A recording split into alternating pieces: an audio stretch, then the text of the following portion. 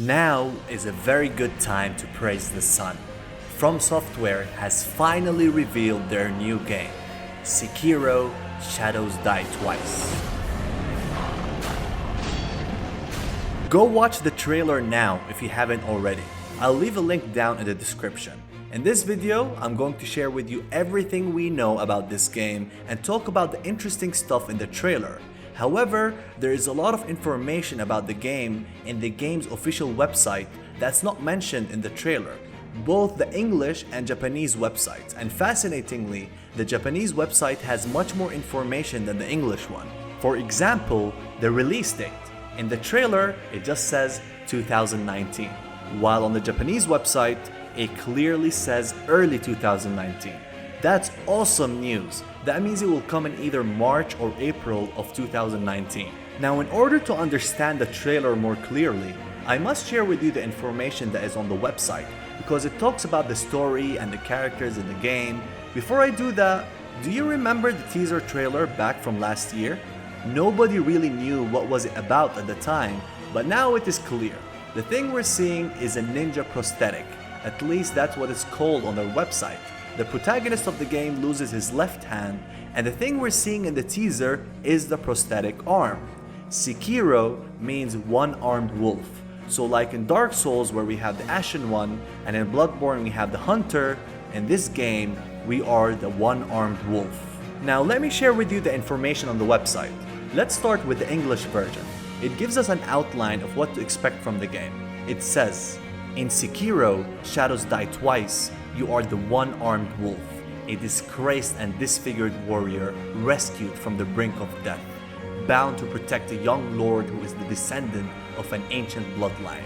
You become the target of many vicious enemies, including the dangerous Ashina clan.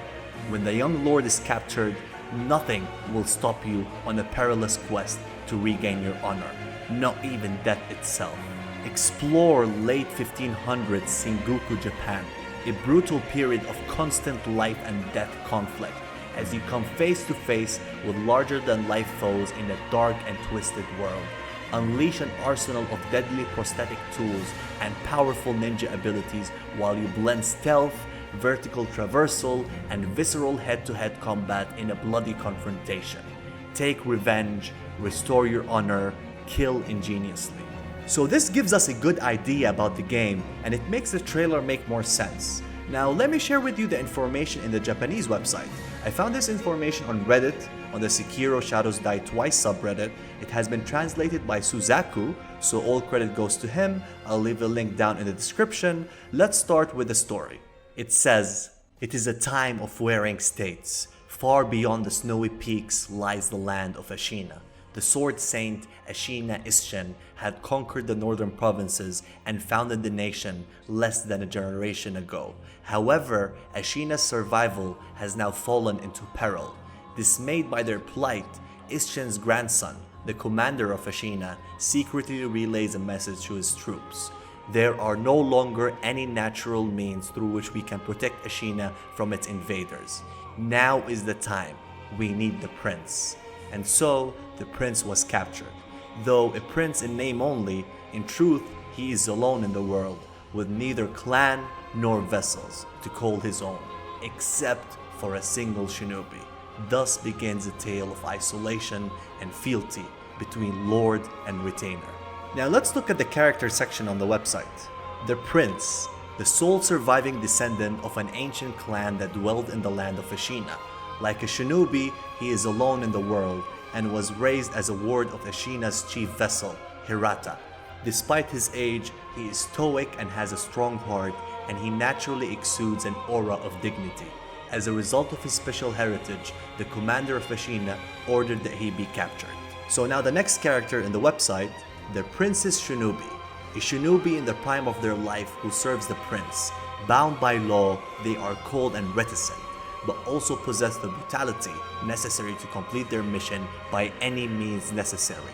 A wolf has no compassion, it only kills. The same is true of a talented ninja.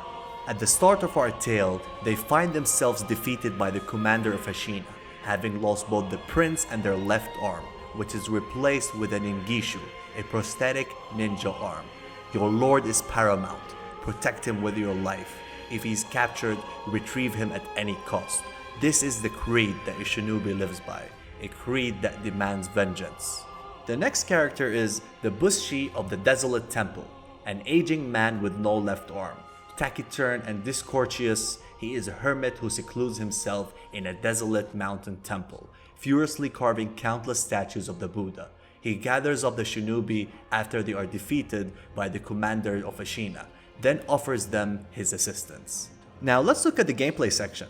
There are 4 gameplay mechanics that are mentioned. The first one, the grappling hook.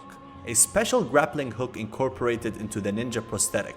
The sharpened hook attached to its tip can be embedded and entangled, allowing you to move to out-of-the-way locations that can be reached by a normal person. The earth is the samurai's battlefield. It is where the samurai crawl. A talented shinobi is not limited to the ground, and like a bird of prey, can soar above the field of battle. The second mechanic is the ninja kill. Whether armed with a blade, using prosthetic ninja tools, stalking your enemies, or decisively ending a hard-fought battle with a single killing blow through an exposed weak point, this is ninsatsu, a ninja kill. The method doesn't matter, all that truly matters is being good at killing. The third mechanic, the prosthetic ninja tools. Secret equipment that can be acquired for the ninja prosthetic, such as an axe that will shatter shields, shuriken to quickly strike an enemy, and a wide variety of other implements. In other words, if your opponent must die, you will have a way to kill them. The fourth and final mechanic, the ninja prosthetic, an artificial arm that the protagonist receives from the Bushi. Though crudely fashioned, mechanisms have been incorporated into the ninja prosthetic so that it not only compensates for their lost arm, but gives them access to special ninja tools as well. So now we have a general idea about this game, which gives us context to the trailer. But looking at the history of FromSoftware's previous games, we know that the trailers never truly represent the game. There is always a huge twist when the game actually comes out, like for example, Bloodborne. Its trailers always gave the impression that the game will have a gothic theme with vampires and wolves, but once you play and reach a certain point, you realize it's actually a cosmic horror game, so you will never know what to expect when you play a FromSoftware game. They also always show the first area of their games, so my guess is that area we're seeing in the trailer is the equivalent of the Undead Burg in Dark Souls 1 and Central Gehrman in Bloodborne. Now let's take a look at the interesting stuff in the trailer. The trailer starts with showing us the premise of the story. We, the Princess Shinobi, are the protectors of the young prince. The commander of the Ashina clan tries to capture the young prince. The Princess Shinobi tries to stop the commander, but he falls in combat and loses his left hand. This scene reminds me of the encounter with Gehrman in Bloodborne, with the moon and the beautiful scenery. I really like it. And it's also similar to a boss battle in Neo, which is very interesting as well. After the shinobi's failure, he is awakened by Bushi of the Desolate Temple. He is seen carving a statue, and he's surrounded by statues as well. These statues seem to be significant in the game's story, as we see it in the beginning of the trailer. He also has lost his left arm. This truly reminds me of the beginning of Bloodborne, where you find Gehrman in the hunter's dream, and then of course you find out that he is the first hunter. So maybe this Bushi is also the first one-armed wolf. He tells you that you're not dead yet and that you must find the young prince, and that prosthetic arm will be your new deadly weapon that will help you in completing your mission. I see this prosthetic arm as the new trick weapon, but way more advanced, and it seems that it's capable to do a variety of things that will help you out in the game. We also see some stealth mechanics like crouching and sneaking, and then of course we see a dog.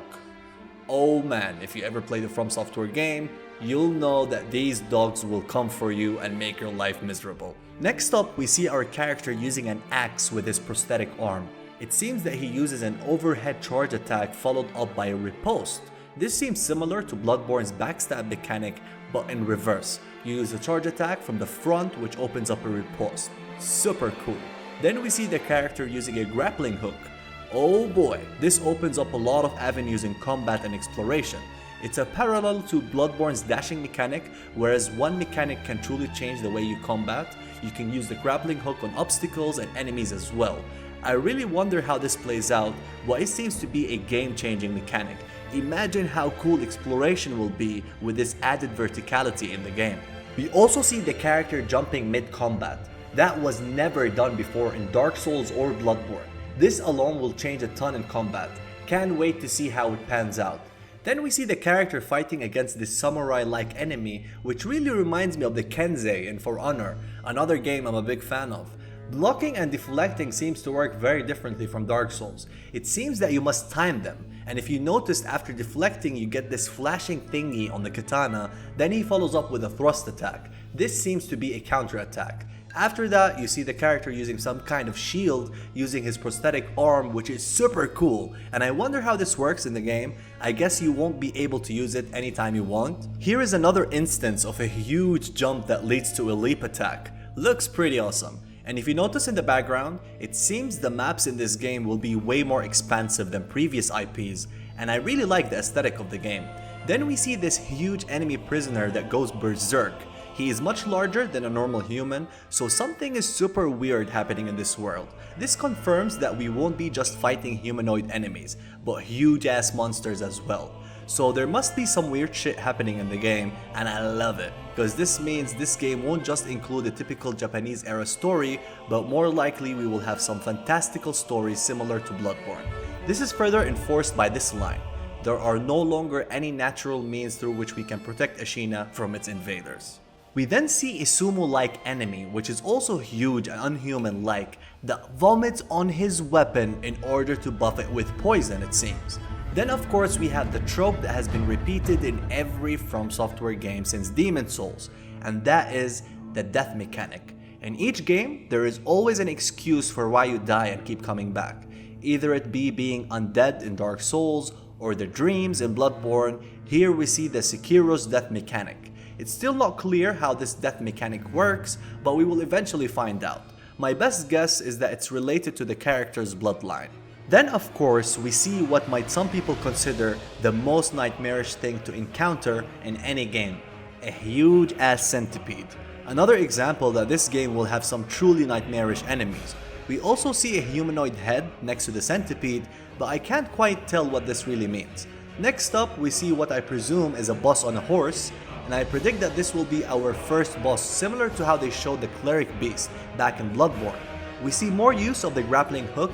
You can actually use the grappling hook on the boss, leap in the air, and do a grappling hook jumping attack. Damn, that is intense. This game is so fast paced, it makes Bloodborne look like a turtle simulator. And finally, we see the character using his prosthetic arm to blind the horse. I guess this will be similar to how you cast magic in Dark Souls and Bloodborne, but with ninja shit instead. So I know a lot of you expected to see Bloodborne 2 instead of this game, but I'm sure we will have Bloodborne 2 sometime in the future. Sony won't let a successful franchise just fade away, so I won't worry about that much. Actually, I'm super hyped for this game, and it seems to be very different from what we saw from FromSoftware in the past, and I love it. This studio just keeps evolving, and I truly respect that. Of course, I was shocked when I saw Activision's logo. I didn't expect that at all, really. Let's hope they will just serve their capacity as publishers and nothing more. If I see microtransactions, I will be extremely disappointed, so we will see how this plays out before we make a judgment. Another thing is that the website exclusively says that this game will be just single player, in addition to it being labeled as action adventure instead of action RPG, just like Bloodborne and Dark Souls. So it seems this game will be way more streamlined than previous IPs, and I'm kinda disappointed that there will be no multiplayer, but to be honest, I always love the single player experience first and foremost, so it won't affect me much, but I would prefer if there's an online component in the game. Moreover, people are freaking out because they think there will be no character creation and that we will be playing with this standalone character. But this might not be the case, because we do see a character with brown hair instead of gray hair in their website. Also, the character doesn't say a single word, which usually implies that there will be a character creation in this game. I personally prefer character creation myself. Another thing I love about this trailer is that they showed some gameplay, and it's the first trailer yet. Usually most game reveals showcase CGI cutscenes and that's all. From my perspective, that means this game has been worked on for some time, and the developers are confident in their product. So that's all for this video. Let me know what you think about this game in the comment section below, and make sure to subscribe now so you won't miss the content that I will be making for this game. Thanks for watching everyone, see you in my next video. Farewell.